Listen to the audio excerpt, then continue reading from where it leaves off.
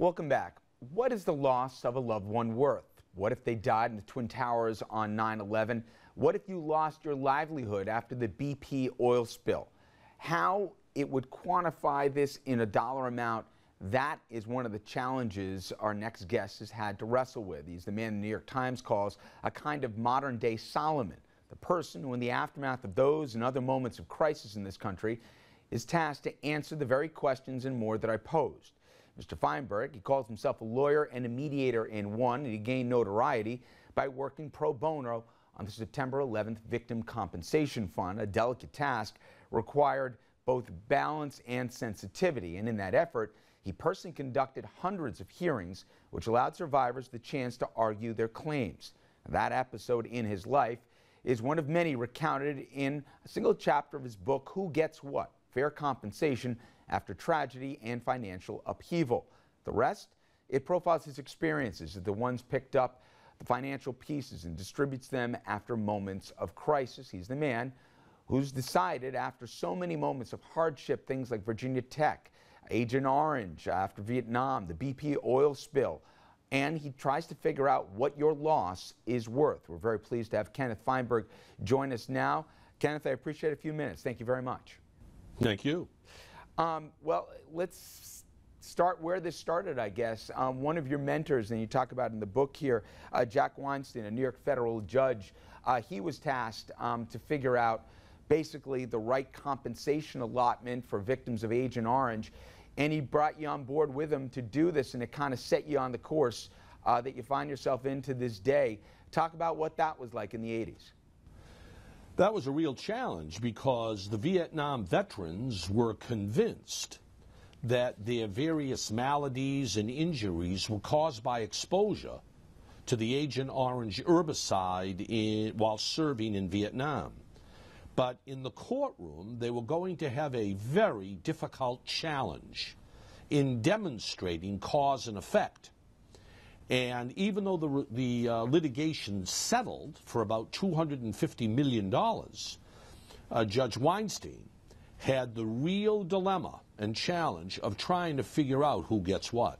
You know, for thousands of families in our region, Kenneth, I'm sure some even watching now, you became the face in the aftermath of 9/11 that they had to go to. And you yourself in the book, it's curious to me, don't think that, A, the system was perfect, from a precedent standpoint, let alone, from maybe an equity standpoint, to try and figure out different values of different human lives. But you were forced to do that. Could you explain to the viewers the constraints you were given when you began these hearings to try and figure out what valuations, in effect, you were going to put on the loss of loved ones for these families? Well, the challenge in 9/11 was, of course, the 9/11 Victim Compensation Fund. Though that voluntary choice guaranteed that every single claimant would get a different amount of money.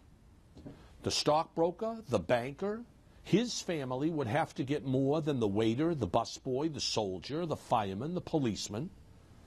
And therefore, the real challenge that I confronted was calculating who gets what, and calculating it in a way that under the statute guaranteed that everybody would get a different amount of money. I'm curious, I know that you said that your plan was you were going to start a mega law firm before the 9/11 assignment came your way, but it profoundly changed you. And I'm curious, were there any particular stories as the families were filling in the gaps of their loved ones when explaining or coming to you to try and figure out the value of their loved one's life that stayed with you in particular? Hundreds. I conducted personally about 900 hearings. So the stories I heard from individual family members were harrowing, were chilling. The very first hearing I conducted, a 24-year-old woman came to see me. And she said, Mr. Feinberg, I lost my husband. He was a fireman at the World Trade Center, and he died on 9/11. I have 2 little children. You're going to award me something like $1 million tax-free, but I want it delivered to me in 30 days. I said to her, well, it may take a little bit longer for us to process the paperwork and get you the money. And she said, I don't have a little bit longer. I have terminal cancer. I was going to survive my husband and take care of the children. Now they're going to be orphans. My husband's gone. I only have 10 weeks to live. I need that money, and I need it fast to set up a trust for my 2 children. Well, we accelerated the payment, and 8 weeks later, she died. And we heard story after story like that during my administration of the 9/11 fund.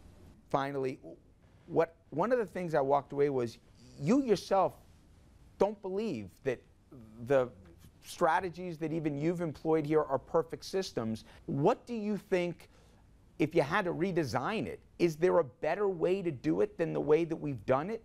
And how do we decide what next national tragedy merits this compensation? First, these programs should be very, very rare.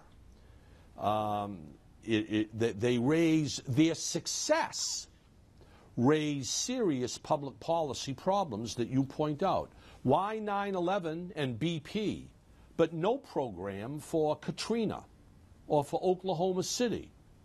Why do some people get the benefit of very generous compensation, while others, the victims of Oklahoma City or Katrina, are shut out?